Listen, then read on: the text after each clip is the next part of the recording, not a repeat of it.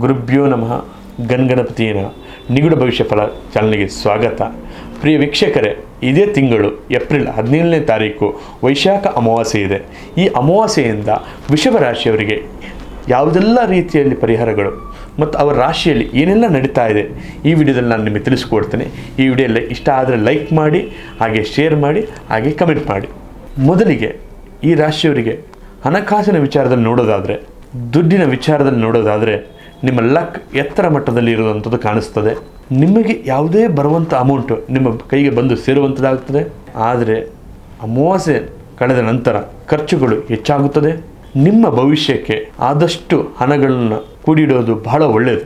ಮತ್ತು ನಿಮ್ಮ ವೃತ್ತಿ ಬಗ್ಗೆ, ನಿಮ್ಮ ಜೀವನದ ಬಗ್ಗೆ ನೋಡೋದಾದರೆ, ಮತ್ತು ಸ್ವಂತ ವಿಚಾರದಲ್ಲಿ ಕೆಲಸ ಮಾಡಿಕೊಂಡಿದ್ದವರಿಗೆ, ಸಣ್ಣ ಪುಟ್ಟ ವಿಚಾರದಲ್ಲಿ ಕೆಲಸ ಮಾಡಿಕೊಂಡಿದ್ದವರಿಗೆ ಈ ಏಪ್ರಿಲ್ 17ನೇ ತಾರೀಕು ನಂತರ ಬಿಡುವಿಲ್ಲದಂಥ ರೀತಿಯಲ್ಲಿ ಕೆಲಸಗಳು ನಡೆಯುವಂಥದ್ದಿದೆ.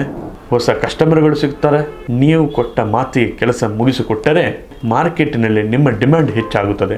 ಮತ್ತು ಉದ್ಯೋಗದ ಬಗ್ಗೆ ನೋಡೋದಾದರೆ, ಆಫೀಸಲ್ಲಿ ಇದ್ದಂಥ ಟೆನ್ಷನ್ಗಳು ದೂರ ಆಗುತ್ತದೆ. ಈ ಹಿಂದೆ ತಾವು ಕಷ್ಟಪಟ್ಟಂಥ ಫಲಗಳು ಈಗ ಈಡೇರುವಂಥ ಸಮಯ. ನಿಮ್ಮ ಐಡಿಯಾಗಳು ಮೇಲಧಿಕಾರಿಗಳು ಗಮನದಲ್ಲಿ ಇಟ್ಟುಕೊಳ್ತಾರೆ.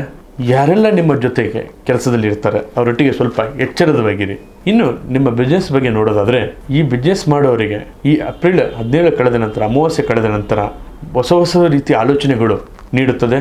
ಹೊಸ ಬ್ರಾಂಚ್ ಓಪನ್ ಮಾಡಬೇಕಂದ್ರೆ ನೀವು ಮುಂದುವರಿಸ್ಬೋದು.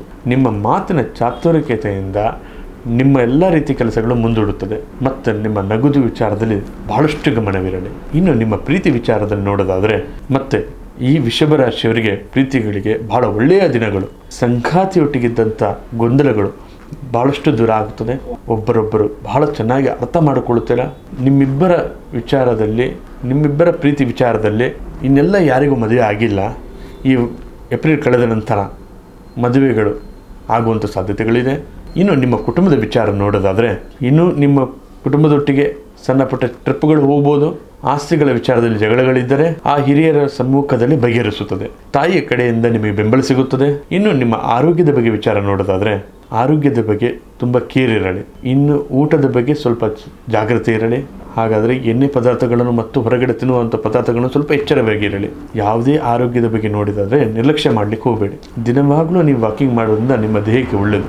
ಈ ರಾಶಿಯವರ ಅದೃಷ್ಟ ಇನ್ನೆಚ್ಚಾಗಲು ಶುಕ್ರನ ಅಧಿಪತಿ ಆಗಿರೋದ್ರಿಂದ ಮಹಾಲಕ್ಷ್ಮಿಯ ಪಠನೆ ಮಾಡಿ, ಶುಕ್ರವಾರ ಆದಷ್ಟು ಬಡವರಿಗೆ ಸಹಾಯ ಮಾಡಿ, ಹಸುವಿಗೆ ಬಾಳೆಯನ್ನು ತರಿಸಿ.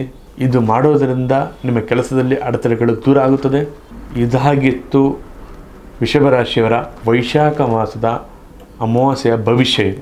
ಈ ವಿಡಿಯೋ ನಿಮಗೆ ಇಷ್ಟವಾದರೆ ಲೈಕ್ ಮಾಡಿ, ಶೇರ್ ಮಾಡಿ, ಹಾಗೆ ಕಮೆಂಟ್ ಮಾಡಿ, ಹಾಗೆ ಫಾಲೋ ಮಾಡಿ. ಹಾಗೆ ನಿಮ್ಮ ಜೀವನದಲ್ಲಿ ಯಾವುದೇ ಸಮಸ್ಯೆಗಳಿದ್ದರೂ ಕೂಡ ಈ ಡಿಸ್ಪ್ಲೇಲಿ ಕಾಣ್ತಕ್ಕಂಥ ನಂಬರಿಗೆ ಕರೆ ಮಾಡಿ ಪರಿಹಾರ ಪಡೆದುಕೊಳ್ಳಿ. ಧನ್ಯವಾದಗಳು.